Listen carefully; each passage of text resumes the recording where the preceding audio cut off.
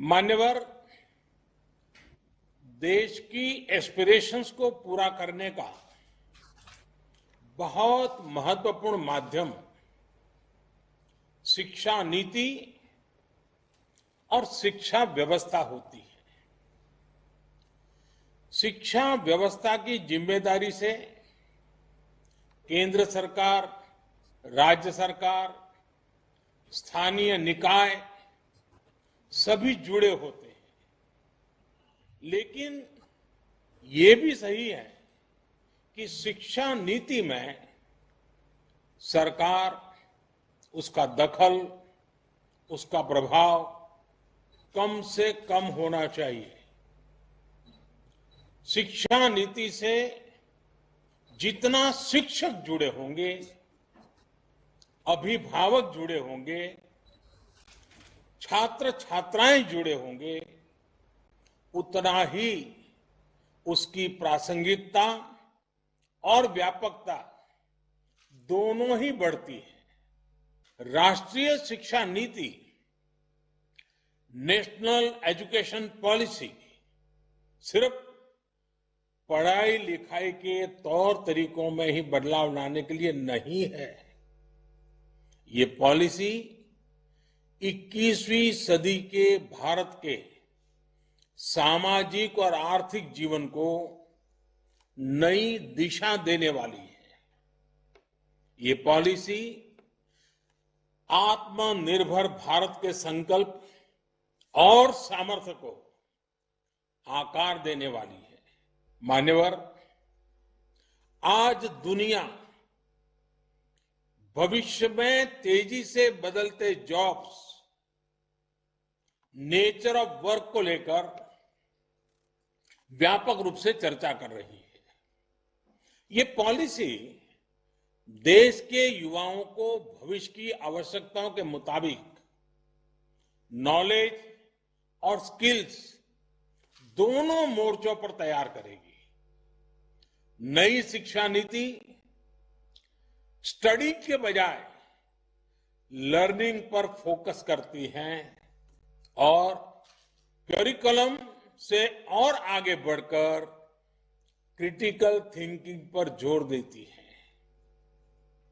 इस पॉलिसी में प्रोसेस से ज्यादा पैशन,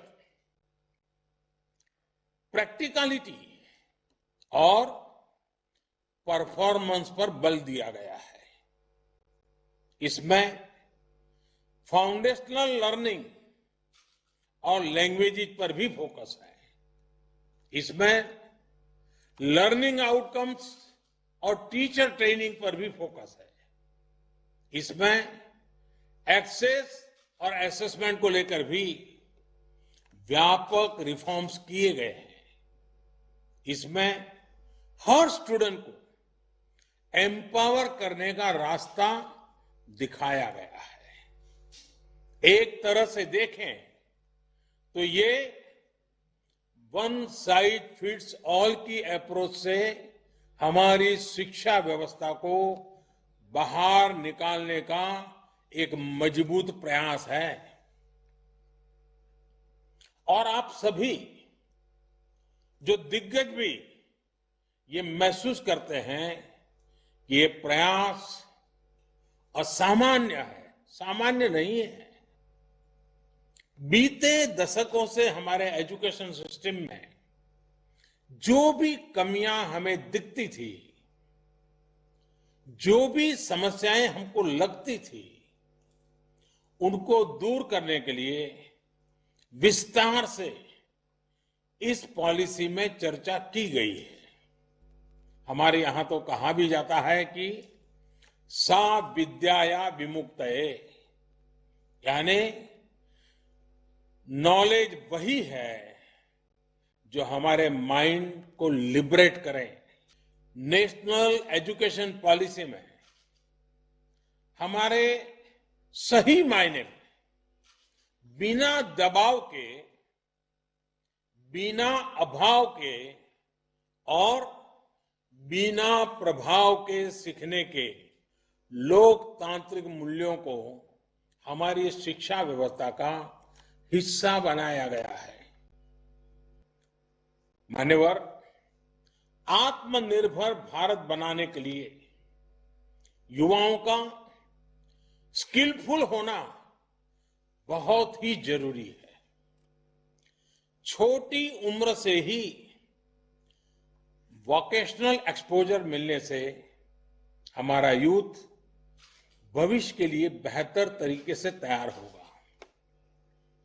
प्रैक्टिकल लर्निंग से हमारे युवा साथियों की एम्प्लॉयबिलिटी देश में तो बढ़ेगी ही, ग्लोबल जॉब मार्केट में भी हमारी हिस्सेदारी ज्यादा होगी। भारत तो प्राचीन काल से नॉलेज का एक ग्लोबल सेंटर रहा है। 21वीं सदी में भी भारत को हम एक नॉलेज इकोनॉमी बनाने के लिए प्रयासरत है। नई शिक्षा नीति इस संकल्प को सिद्ध करने की दिशा में बड़ा कदम है। ये शिक्षा नीति सरकार की शिक्षा नीति नहीं है, ये देश की शिक्षा नीति है। जैसे विदेश नीति किसी सरकार की नहीं, देश की विदेश नीति होती है, रक्षा नीति किसी सरकार की नहीं, देश की रक्षा नीति होती है, वैसे ही शिक्षा नीति भी कौन सरकार है, किसकी सरकार है, कौन बैठा है, कौन नहीं बैठा है, उसके आधार पर नहीं चलती है। शिक्षा नीति देश की ही नीति होती है। हमारी जिम्मेदारी ये है कि हम हर यूनिवर्सिटी, हर कॉलेज में टेक्नोलॉजिकल सॉल्यूशंस को ज्यादा प्रमोट करें। मान्यवर, कोई भी सिस्टम उतना ही इफेक्टिव और इंक्लूसिव हो सकता है जितना बेहतर उसका गवर्नेंस मॉडल होता है। यही सोच एजुकेशन से जुड़ी गवर्नेंस को लेकर भी ये पॉलिसी रिफ्लेक्ट करती है। कोशिश ये की जा रही है कि हायर एजुकेशन के हर पहलू, चाहे एकेडमिक हो, टेक्निकल हो, वोकेशनल हो, हर प्रकार की शिक्षा को साइलोज से बाहर निकाला जाए। एडमिनिस्ट्रेटिव लेयर्स को कम से कम रखा जाए, उनमें अधिक समन्वय हो। ये प्रयास भी पॉलिसी के माध्यम से किया गया है। हायर एजुकेशन के रेगुलेशन को भी इस पॉलिसी के जरिए और सिंप्लीफाई और स्ट्रीमलाइन किया जाएगा। ग्रेडेड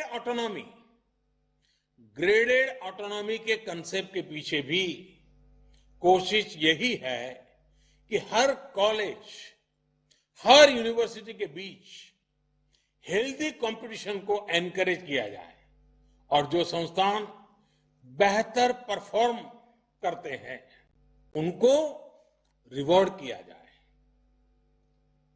अब हम सभी का ये सामूहिक दायित्व है कि नेशनल एजुकेशन पॉलिसी 2020 एनईपी 2020 की इस भावना को हम लेटर एंड स्पिरिट से लागू कर सकें।